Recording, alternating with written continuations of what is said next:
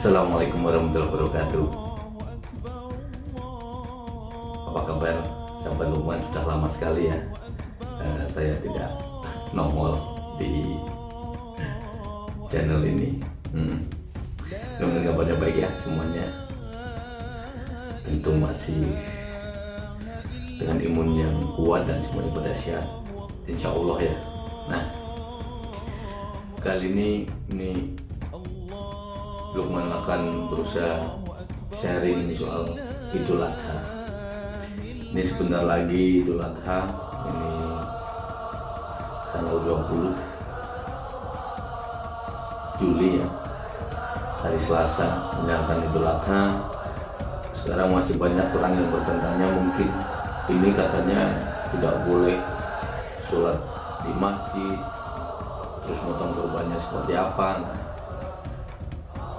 ini di sini saya sebetulnya juga bukan ahli agama juga, gitu. Tapi berusaha menghadirkan saja ini kira-kira kalau seperti arahan dari Menteri Agama itu bahwa sholat Idul Adha itu tidak dilaksanakan di tempat terbuka atau di masjid untuk di daerah-daerah yang di zona merah ataupun zona kuning gitu ya, di PPKM darurat. Lalu mereka disarankan untuk sholat jamaah di rumah. Terus kemudian teknis-teknis seperti takbiran sebagainya juga tidak boleh berkeliling karena ini rawan dengan persebaran virus corona.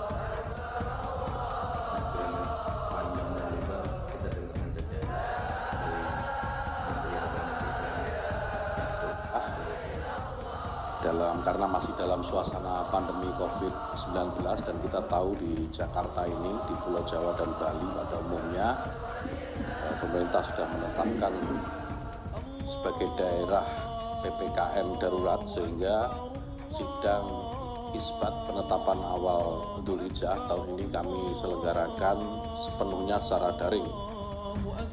Di Profesor Thomas Jamaluddin tadi sudah menyatakan bahwa hilal di seluruh Indonesia sudah di atas ufuk dan terdapat laporan hilal terlihat atau teramati secara mufakat gitu ya, sehingga 1 Dzul Hijjah tahun 1442 Hijriah ditetapkan jatuh pada hari Ahad tanggal 11 Juli 2021 Masehi, dan dengan begitu tentu saja hari raya Idul Adha akan jatuh pada hari Selasa tanggal 20 Juli 2021 Masehi. Kawan-kawan media yang saya hormati, para masyarakat muslim yang mengikuti telekonferensi ini, kami perlu menyampaikan kembali bahwa saat ini kita, terutama yang di Jawa dan Bali ini, dalam situasi PPKM darurat. Pemerintah sudah menetapkan kebijakan PPKM darurat ini beberapa waktu yang lalu. Kalau tidak salah hitung ini sudah hari ke-7. Kebijakan ini secara umum ditetapkan pada 45 kabupaten kota dan menggunakan nilai assessment 4 itu ada di 45 kabupaten kota tadi, kemudian 76 kabupaten kota Assessment 3, itu semua ada di Pulau Jawa Bali, serta ada 15 kabupaten kota di luar Pulau Jawa dan Bali. Untuk menindaklanjuti ketetapan ini, Kementerian Agama sudah menerbitkan 2 surat edaran sekaligus. Yang pertama, surat edaran Menteri Agama nomor 16 tahun 2021 tentang petunjuk teknis penyelenggaraan malam takbiran Idul Adha dan pelaksanaan kurban tahun 1442 Hijriah atau 2021 Masehi, di luar pemberlakuan pembatasan kegiatan masyarakat atau PPKM darurat.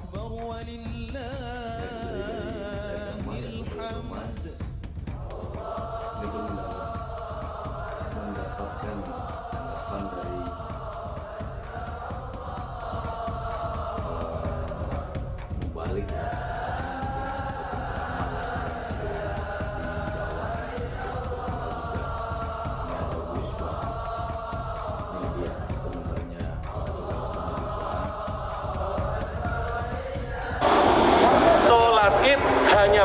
dilakukan di zona hijau dan kuning. Itu pun dengan protokol kesehatan dengan pembatasan 50%. Kita minta masyarakat untuk sebaiknya sholat id di rumah masing-masing saja, tidak apa-apa. Karena sholat id ini hukumnya sunnah. Sementara menjaga kesehatan, menjaga keselamatan diri, keselamatan keluarga dan lingkungan itu hukumnya wajib. Jadi Assalamualaikum warahmatullahi wabarakatuh. Sebentar lagi kita akan memasuki Hari Raya Idul Adha.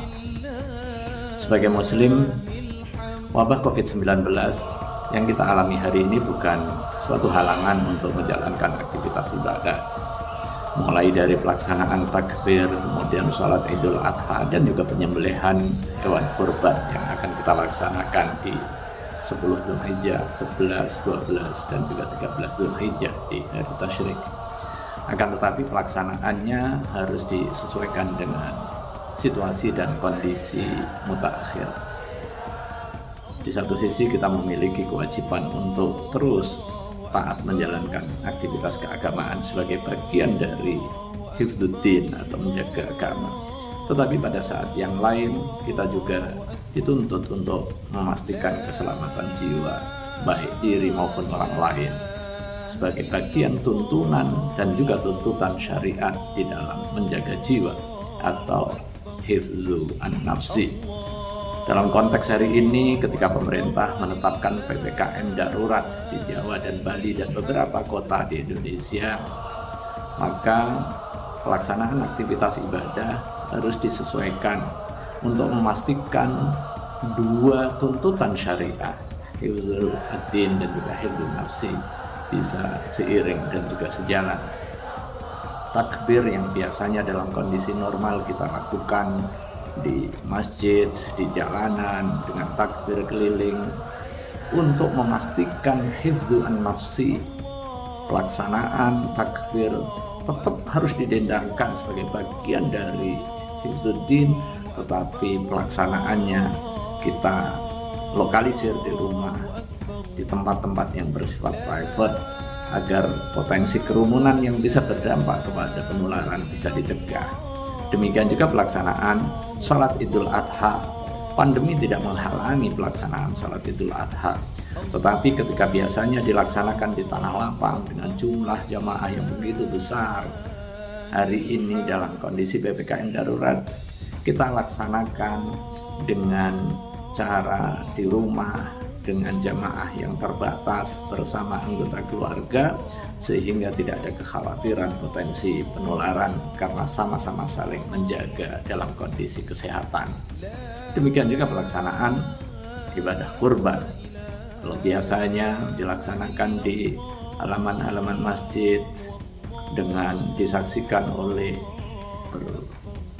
berpuluh-puluh, ratus-ratus jamaah untuk mensyiarkan ajaran keagamaan, sekarang kita optimalkan pelaksanaan di RPH, kita optimalkan pelaksanaan dengan protokol kesehatan yang ketat, dan kita optimalkan distribusinya untuk kepentingan kemanfaatan bagi saudara-saudara kita yang sangat membutuhkan, terutama saudara-saudara kita yang sedang isolasi mandiri. Mereka membutuhkan gizi yang lebih baik, kita datangi, baik dalam bentuk mentah, terlebih bisa jadi dalam bentuk matang yang sudah digorengkan, yang sudah dalam bentuk makanan olahan, ataupun dalam bentuk rendang. Terima kasih. Mari kita jaga kesemarakan Idul Adha tetap dalam kondisi protokol kesehatan. Ikhtiar batiniah kita tegakkan dengan ibadah, ikhtiar lahiriah tetap kita harus lakukan dengan protokol kesehatan. Terima kasih. Assalamualaikum warahmatullahi wabarakatuh. Nah, sudah ada semuanya dari Menteri Agama, juga dari Gus Baha, dan juga dari Kiai Asrorun Niam yang merupakan Ketua Bidang Fatwa MI. Selamat Idul Adha. Assalamualaikum warahmatullahi wabarakatuh.